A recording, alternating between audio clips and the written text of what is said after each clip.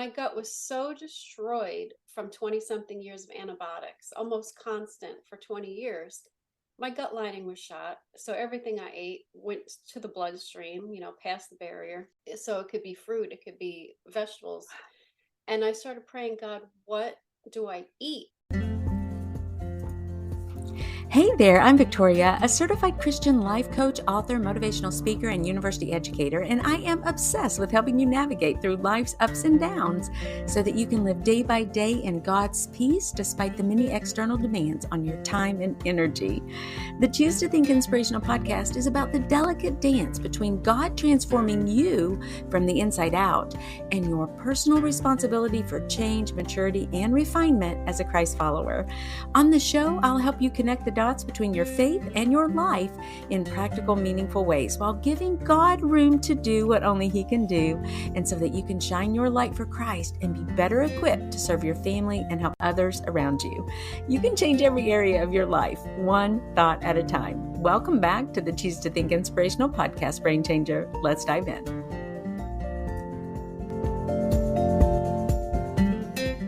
Hey, everybody, and welcome back to the Choose to Think Inspirational podcast. I have a treat for you today, and her name is Erin Porter. That's Erin Porter. And this is what she says, that you can heal from the depths of despair with God's help is her story. I love that. I love that she says that. And don't you wonder what kind of depths of despair that she actually sank to? She is an author of Eat, Pray, Get Well. Eat, Pray, Get Well. It's a journey from chronic illness and brokenness to wholeness and healing. She's been interviewed on ABC, CBS, NBC, PBS, American Health Journal, CTN, Know the Cause, and more. What's her story? Well, at 18 years old and after an abusive childhood, she was desperate to leave her parents' house. She got a job in Manhattan and rented the only apartment that she could afford. It had the typical New York roaches and visible mold. Ugh. But she was absolutely ecstatic to be out on her own because it felt like an answered prayer to her. Unfortunately, the excitement was short-lived, as you can imagine. Instead of embarking on a new journey of exploring the big city, she was running literally from doctor to doctor on her lunch hour, trying to figure out what was single-handedly trying to steal her health and her finances out from under her since she moved to Manhattan. Within weeks of moving in, she started to experience really bizarre symptoms.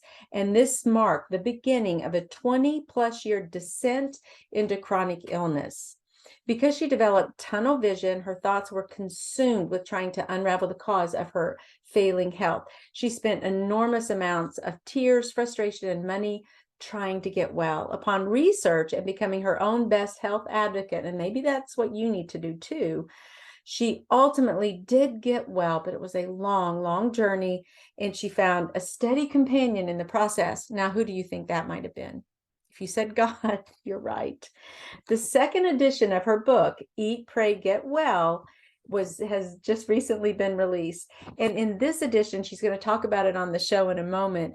She interviewed some really great guests and put those interviews in her book. You're going to get to read about Carol Out, Joe Cross, cardiologist Stephen Sinatra, Doug Kaufman. You're going to hear all of this and more as we chat.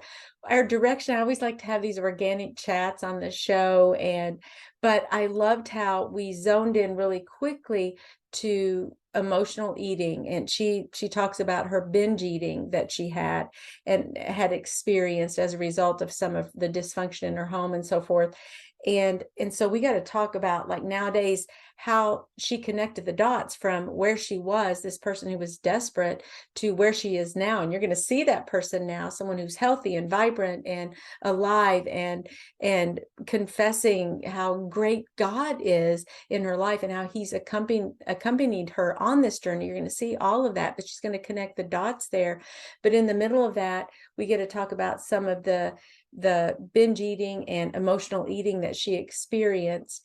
we even talk about her favorite sugars. So you're going to have to stay tuned to figure out, because, like there are a gazillion sugars out there, right? Like which sugar do you eat? If you don't want these fake ones, and you want these natural alcohol sugars, I guess, but you don't want regular sugar. And anyway, and what that causes, because some of the mold and the infection she had in her body was fungal infection, and how sugar is linked to all of that. So anyway, we talk about that. I enjoyed that part, and just kind of picking her brain a little bit.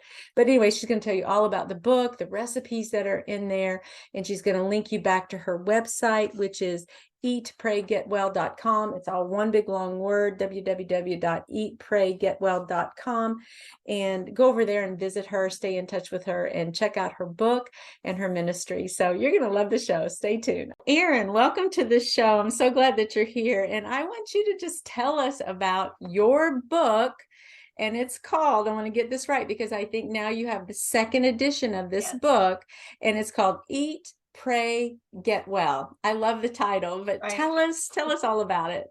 God put this book on my heart, believe it or not, when I was in my early 20s. And looking back, it was kind of ridiculous, because in my early 20s, what did I have to say? Nothing.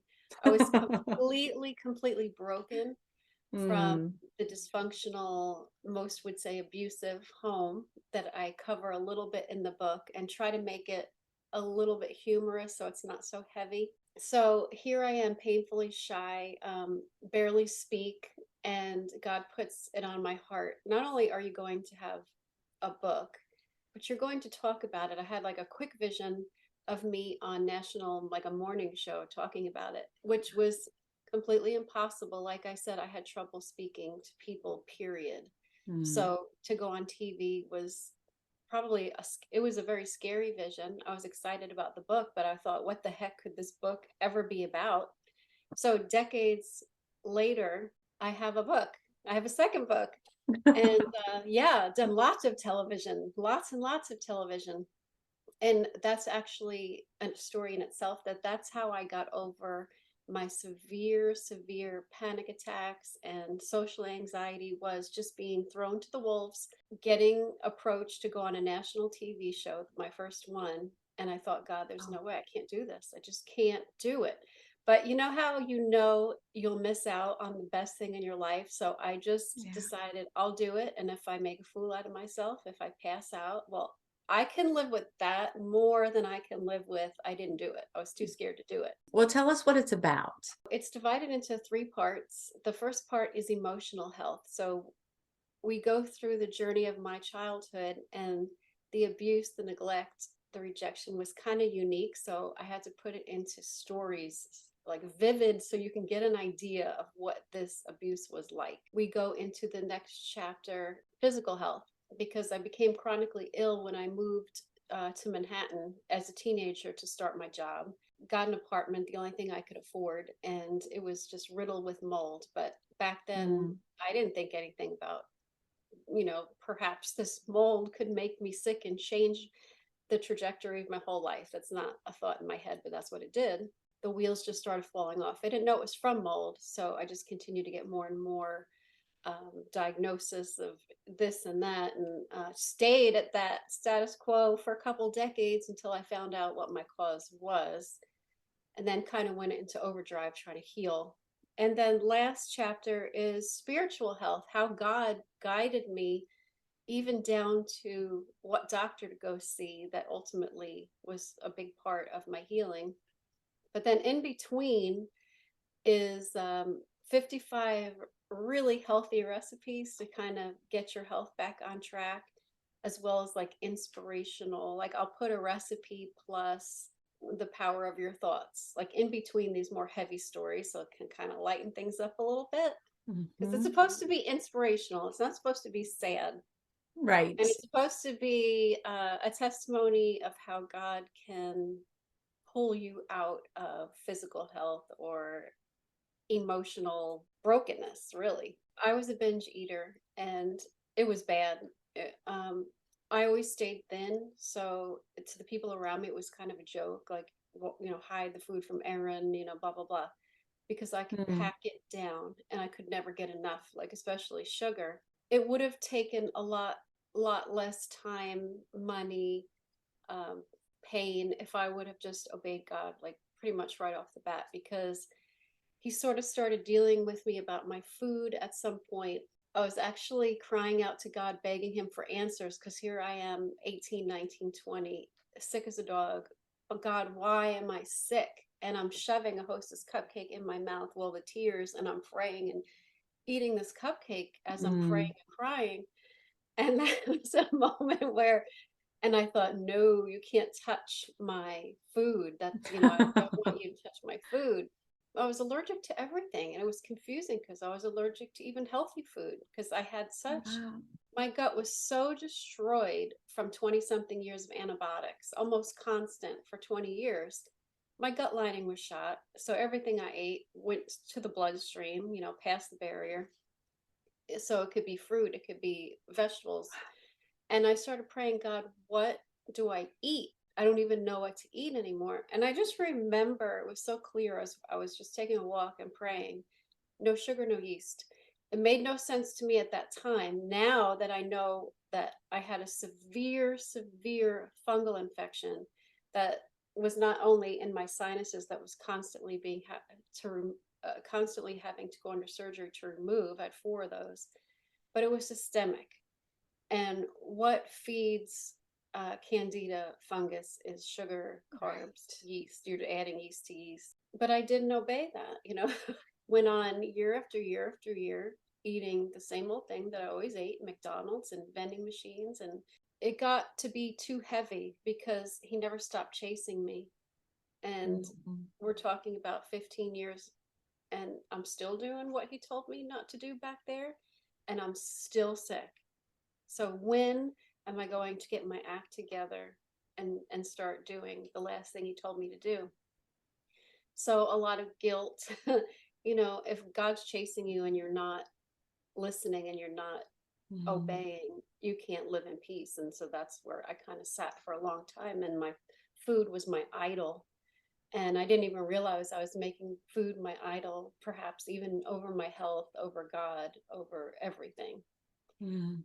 So I had to finally come to grips and deal with that. And that was one of the hardest things I probably had to do, is give up those things that I love. But that's where the recipes came in the book, because I think there's people out there like me. Well, where the heck do you start? But now it's easier. There's gluten-free flours and sugar Sure. substitutes that are just fine, that don't feed, candida and mold and fungus, and will help your, because cancer is needs the same fuel, that sugar, those carbs, it's very similar. So I wanted to throw that in the book as well, because people need recipes and know where to start. Because when I was starting, I was so lost. I would cry in the grocery store because I don't, what is coconut flour? I don't even know what that is. I don't know what that means. And then what do you do with this stuff? How do you put it together? So I just wanted to put recipes in there too, instead of just talking about you should try to eat like this. Well, and here's 55 things you could put together and try and change your taste buds. Now that I look back, that eating, that binging was pain. I was just trying to fill some sort of void, and it helped. It did help with the pain. I would get that, probably a drug addict, you get that high. I just remember taking the first bite of something, and like my whole body it would just, the anxiety would melt. And Mhm. it's like it was a drug. Yeah, it was definitely my drug for sure. Yeah, I think that's like dopamine. There you can eat a donut and boom, you get kind of comforted, but often waiting for the Holy Spirit, it's not just instantaneous. Right. Sometimes it's that long enduring that moment and actually feeling the feelings that are going on, recognizing them and facing those feelings and not running from them or trying to find some pseudo comfort, when really we just need to go through that painful moment, that painful feeling, that those painful thoughts. We just need to kind of walk through them. And then on the other end of that, continuing to ask the Lord for help and for his comfort, for the comfort that only he can endure.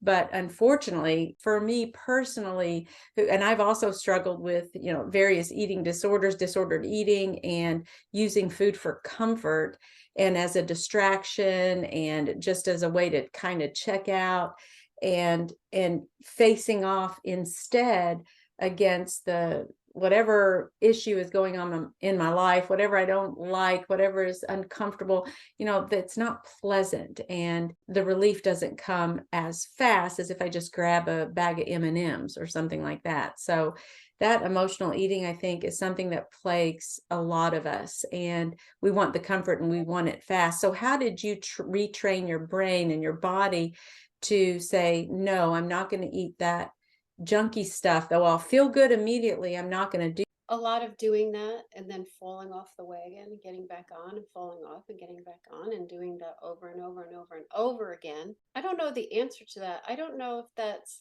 God's healing. The more you're healed, the more you stop falling off the wagon. I'm not really sure. And I'm not perfect. I mean, sometimes I'll have a day here and there where I'll get a bite of something, and that's kind of a trigger for me. There's some foods that are definitely triggers, and then I gotta have more, and I gotta have more, and and then I'm like, okay, the day's shot. I might as well just go eat whatever I want for the day, and so, and it's like exciting and start over again. That happens once in a while, but that's not my lifestyle anymore. So I don't feel guilty about it anymore. Mm-hmm. So I don't care if I go out and have like a crazy day and eat whatever I want, which doesn't happen very often.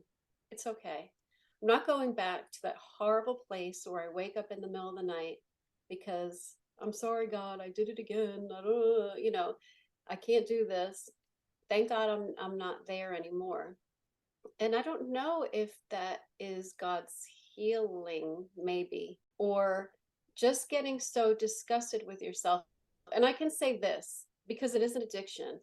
If you can get 3, 4 days behind you, because there's also it, and there is also something to parasites, which fungus candida is a parasite. They want to live, and they need know what food they need to live. So you'll get these cravings. So it's not always emotional, and I probably had both going on.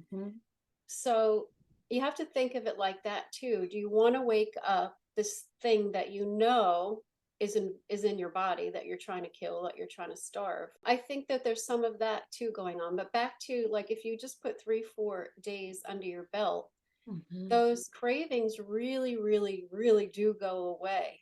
And then that's where you're mentally, you kind of change. Now there's cake, and you already know, I'm not really craving it right now, but I know if I take that bite, I know where I'll be. So I think it's really hard unless you get those days under your belt to where the cravings stop and you can see the cake and go, I really don't want it. I kind of want it, but I know what'll happen if I have it. It's so much easier to say no. What is your favorite alternative for sugar? I just put on my website, I made like a sugar-free cream cheese frosting. It was so delicious. And I used powdered monk fruit. But then in baking, I'll use xylitol. And then sometimes I'll make my own lemonade, and I'll just squeeze fresh lemon and then put drops of stevia. So I pretty much use monk fruit, xylitol, stevia for different purposes. Yeah, that's kind of what we use too. But my husband prefers just give me sugar, just the regular sugar. And so what I've noticed is that for me personally, I like to put friction between me and the food that could be a trigger food for me. But now with him, I can't do that. Like, he has a favorite coffee creamer. So I'm not going to say, well, you can't have your coffee creamer. So there comes to a point where that temptation may be there, that trigger food may be there. And like you said, the more we're not taking it in, the easier it becomes. But it's still kind of tricky for me because I'm like, oh, coffee, I can do it just with some stevia. It's fine. I can do it black, no problem. Sometimes I'm like, oh, I'm more tempted because I have to see it. So do you actually ever put things in your house that would tempt you, or do you just keep those out of sight? Well, I'm not a coffee drinker, but my husband is, and he has found the creamers, because that was hard for him at first. But there's so Hmm. many creamers out now that have stevia in them or whatever, monk fruit, and he thinks they're delicious. I don't know, but Yeah. so I never used to bring in any junk at all. Well, there's Okay. teenagers in the house now with jobs, so they're bringing in tons of junk. They try not to. They try to eat healthy for the most part, but they've got cars and they have money now, and that's just what they do. So they bring in junk, put their name on it, and I'm surprised that no, not really. I'm not really tempted because, like I said, I have all these days under my belt. But the other thing is your taste buds change, which Mm. is a miracle. So now, once in a while at a restaurant, I'll be like, oh, yes, I'm going to try that bread pudding or whatever it is, really sugary. And it's like, ugh, Too it's just sweet. not what you used to love anymore. I'm just so happy for that, that the taste buds change and I'm more excited about like real food and like healthier desserts and then, that kind of stuff anymore, thank God. Mm. Do you eat a lot of dried fruit or try to be careful with that too, like raisins and dates? No, because I had such a severe infection, I will, for the rest of my life, kind of eat just berries, green apples, lemons, limes, grapefruit. That's probably about it. And then once in a while, I might put a banana in my smoothie, but not really, because it's just kind of always on my mind. Hmm. But I think, those fruits are fine for other people if you don't have any health issues. I have nothing against that, but I just stick to the really low sugar fruits. Gotcha. And tell us a little bit, Erin, about the difference between edition one and edition two of the book. I know, but I want you to tell us. Okay. I have some fantastic interviews in the second edition that I'm really excited about. So these were people who I'd found kind of inspiring to me when I was sick. Um, there's supermodel Carol Alt. The reason I found her was because she had all these sinus infections, allergic to everything, always on Afrin, and she's the supermodel, looks like the picture of health. Well, she thought she was dying. She was so Wow. sick. And she cried out to God, and God showed her what to do. And she was much quicker and smarter than I was. She literally, the next day, everything was cut off and different and went raw. And makes me feel kind of stupid that I went, so long, but just people have different personalities and some people are more Mhm. stubborn. So she goes through what completely got her well. And for her, it was food. It was something as simple as food. And then I have Joe Cross from the movie Fat, Sick, and Nearly Dead. And that is such a great movie if you haven't seen it. So he's like 40 years old on 9 medications, very Wow. wealthy, living this lifestyle and of, beer and eating whatever he wants. But it was catching up to him. And he had an autoimmune disease and he felt like, I don't know if I'll make it to 50, if I keep going like this. So he changed his diet and started juicing. It's a really, really good movie. So I interview him. Doug Kaufman from the show Know the Cause. He also came back from Vietnam as a 21-year-old with a severe fungal infection, being in the jungle, Right. uh, knee deep for days on end and jungle rot, which is fungus. And he came back just severely ill, just trying to figure out what the heck is going on. I'm 21 years old and my world is falling apart. So he has studied mycology now for 40 something years, the study of fungus, and it's linked to cancer and to pretty much name it, anything, because it can invade any tissue, organ. And so I interviewed him and Tommy Rosa. Tommy Rosa died and Mm. he had a near death experience and came back and he believes he met Jesus and Jesus told him some health revelations, how to stay healthy here on earth. So he said, go back and tell people what Share you've that. learned. So I put in the book what those health revelations are, that Tommy says he got from Jesus. And and there's a few more. And I love those interviews in there. And then I have like a good detox program to kind of help if you don't know like where do I start. Of course, you have to go talk to your doctor first, but sort of this was a plan from my doctor So it's not Mhm. me. I'm not a doctor. I'm not a physician, but Right. he told me to go ahead and put that in the book. Yeah, I'm really happy and proud of this book. And I think there's something in there for everybody, whether you're sick physically or you've got strongholds of hurt maybe from your past, or you just need recipe help. There's a lot in there. And what was the most enjoyable part about writing this book? I think knowing that God put it on my heart, I felt like this is not just me. So this is a gift from God, and I Mm, can't wait to see what he does with it and where I'm going to end up because of it. mm, yeah. Well, what's next for you, Erin? What do you see coming down the pike? I have a website by the same Hmm. name, Eat, Pray, Get Well, and I just see me doing that until I'm gone. I have no plans on stopping that. So everything I learn that's new, or new recipes or new information, it goes on the website. So any new TV shows. So that's a good place, to find me and see what's going on. But that's my plan. Just keep going with Eat, Pray, Get Well. Can you say the website again and how people can get in touch with you or find Eat, your Pray, book? Yeah. yeah, eatpraygetwell.com. And the book is on there. It's on Amazon. It's sold in some retail stores. You can also find it on Mike Lindell's My Store now. He Hmm. sells it there. Yeah, and I hope you visit me. You can email me too at Okay. Erin at eatpraygetwell.com. That's Okay. ERIN. All And right. I try to answer everybody. As we close, Erin, could you just maybe address that one person in the audience who feels so discouraged, overwhelmed, just like fed up with themselves? And they're at that point where they're praying often, okay, I blew it again, Lord. I don't know what to do. What would you tell that person? How would you encourage that listener? To have patience with yourself, to love yourself, because I think part of the reason we get into this cycle is we don't love ourselves enough. Yeah. And so we're not respecting our bodies. Mm, We don't respect ourselves. And so, you know, find ways to love yourself more. And God's not disappointed in you. He already mm, knew you're going to do this 100 times, 200 times, and he loves you so much. He's still chasing you. That's why you feel so bad about it. But just keep trying, because one day it's going to stick, and stay close to God. Try mm. new things. Stop doing the same thing that you're always doing that's not working. Bring your own salad dressing to restaurants if you have to keep on track, or just try different things. And then one day, and just keep praying that God will heal you in that area. Oh, thank you for saying that. That's beautifully said.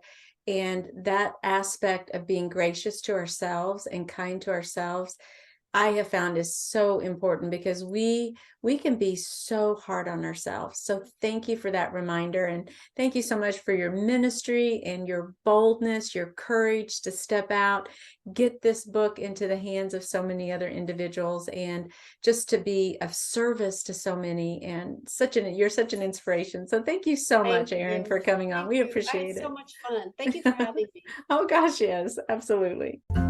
And that's a wrap, Brain Changer. And listen, if you like what you hear, would you leave us a 1 to 2 sentence review at Apple Podcasts? Share the link with a friend or tag me on your share on social media. It would mean the world to me and would help us to keep shining the light of Christ and sharing the good news to others who are in need of encouragement. Please visit us on our website at choosetothink.co. That's with the number 2, choosetothink.co, to get on our monthly newsletter list. And if you need a guest speaker for your next women's retreat or church event, I'm your gal. Email me at choosetothink@gmail.com, and that's with the number 2, choosetothink@gmail.com. Finally, I offer limited free mentoring sessions each month where you and I can chat to help you develop a strategy for your thoughts in any area of your life. I'm a certified life coach and I have something to share. Visit choosetothink.co and click on mentoring for more details. Also, keep in mind that the messages on this show are for informational and educational purposes only. Please consult your medical doctor for all medical issues. Thank you again for tuning in. God bless you.